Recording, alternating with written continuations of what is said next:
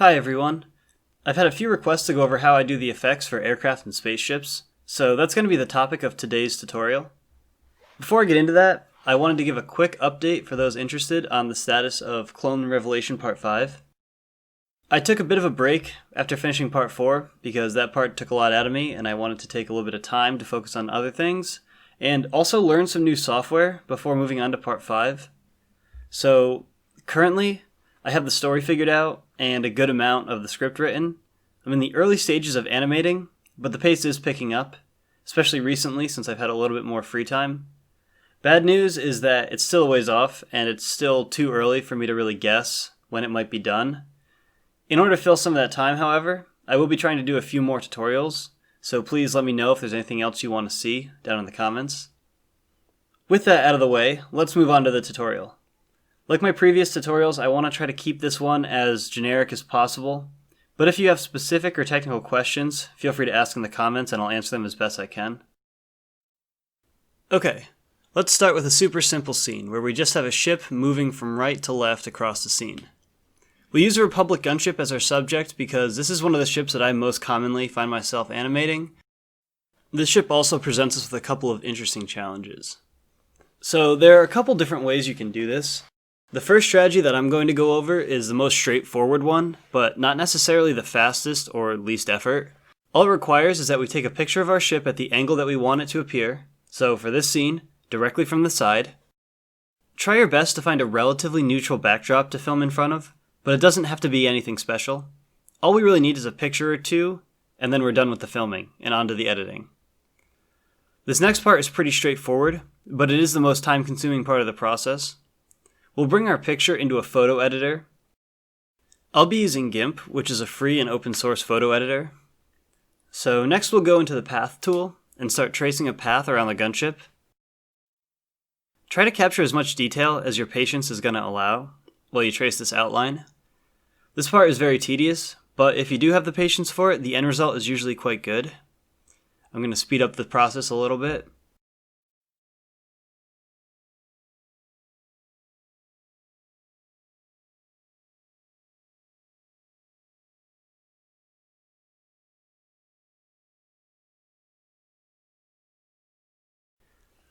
Here we can see that we're going to have to individually trace out every single stud as we move along the outline.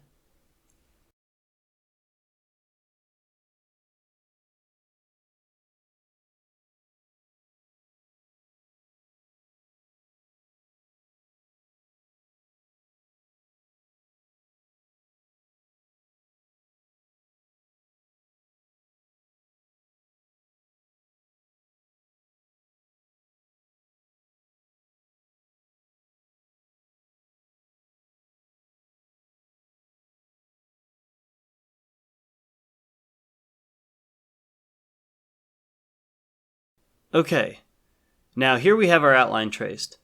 Before we do anything else, I'm going to go over to our layer editor here and select Add Alpha Channel. The alpha layer is a transparent layer that will be the background of our picture. This lets us skip chroma keying the picture later in our video editor. So now I'm going to delete our background and leave the alpha channel behind. From the select drop-down button at the top, choose the option From Path. In GIMP, when you trace a path, the area inside the path is automatically selected, but you can select the outer area by pressing Ctrl, followed by the I key, then Delete to remove the background. You could of course also add a solid color background like a green or blue screen if you needed to for whatever reason, but I wouldn't suggest this as it's just an extra step. Let's export our image as a .png file. We're choosing this file format because it keeps the alpha channel as clear. Some other formats like JPEG will convert our alpha channel to a white background, which defeats the purpose of all that tracing. So now we're almost done. We can then bring our picture into our video editor and set up our scene. Ours is super simple, we only have 2 images involved. The bottom layer, our bottom image, is going to be our background, and then on top of that we have our ship. When we put our image of the ship into our scene, we can see that thanks to our clear alpha channel here, there's no additional keying we have to do, the background is already removed. Then we just set up our image to start on one side of the screen at the beginning, and end on the other. And there you have it. This technique doesn't require any other items like a green screen or a large area to film in, and will generally deliver consistently clean results. But that took a pretty long time, so you might be wondering if there's a quicker way to do this, and the answer is yes. The next technique requires a green or a blue screen to film in front of, and it's significantly faster. Now, let's get a picture of our ship in front of a blue screen, and it has to be a blue screen for the gunship. One of the challenges of using a gunship is that the nose is the same color green that is commonly used in green screens. This won't look good when we try to key it out, so blue screen it is. Before I go any further, I'd like to give a quick overview of what I mean by keying, for anyone not familiar with these effects. Keying is what you use to remove the background when you film in front of a green screen.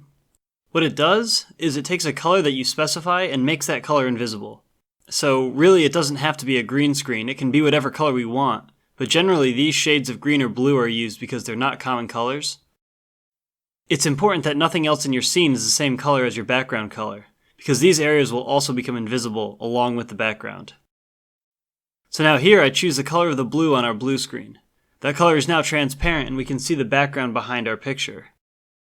So let's take our picture and throw it into our video editor. It becomes clear pretty quickly that there are some problems here. When we try to key our background out, we will still get some shadow left in the scene. We'll have to tweak our keying settings to get the best results, but unfortunately, no matter how hard we try to remove this shadow, we won't be able to remove all of it without also removing parts of the gunship. This can be especially noticeable when filming at an angle. This is because of spill, which happens when the color of your green or blue screen bleeds onto an area of your image that you want to keep. Here we can see some blue on our gunship itself, and that part of the gunship becomes transparent. Here we can see our background partly visible through our gunship. This pretty much happens whenever a green screen is being used, although if you set up your shot correctly, you can reduce it quite a bit. One upside, however, is if we look at parts of our ship, we see that we have already removed the background without having to tediously trace the individual contours of the ship. Like here, that was easy. This technique can be acceptable for background ships or ones that are only on screen for such a short amount of time that the audience can't get a good look at them. But it generally won't look too good when it's the primary focus of the scene. Okay, so what's left? Well, a lot actually, but staying within the scope of the techniques I've already covered, there is somewhat of a happy medium between the time-consuming first option and the fast but lower quality second option. So the technique that I personally recommend and the one that I find myself using the most often is generally a hybrid of the two techniques. I would set up a shot where all or at least most of the ship was in front of a green screen. Then, after I took my picture, I would still bring it into GIMP and cut away areas like shadows, or trace areas where there was no green screen in the background. This is generally pretty quick and easy to do on surfaces like the base of the gunship where everything is flat. It only takes a minute or two to trace and cut that part away. I'll oftentimes do a very rough outline around the gunship after that and remove it as well. I do this because even though it's an extra step, it's pretty fast and easy, and it guarantees that the area well away from the gunship will be perfectly clear. I usually just leave the cutout area as an alpha channel, like in Technique 1, but you could also color it in depending on your needs. Bringing our edited picture into the video editor now, we can apply our key again. Here we see a much better result. We no longer have any pesky shadows in our scene, and parts of our ship behind our green screen are instantly cut out, saving us all that time to trace them. I generally find that this is my preferred strategy because even though it does have the most steps, it generally provides a high quality end result without an excessive amount of time required for editing.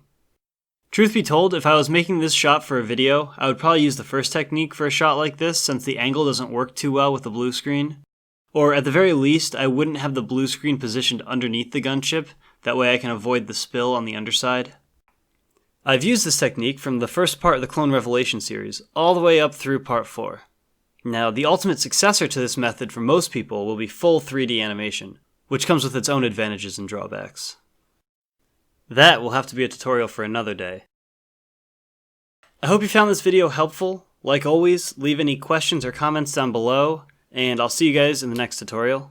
Thank you for watching.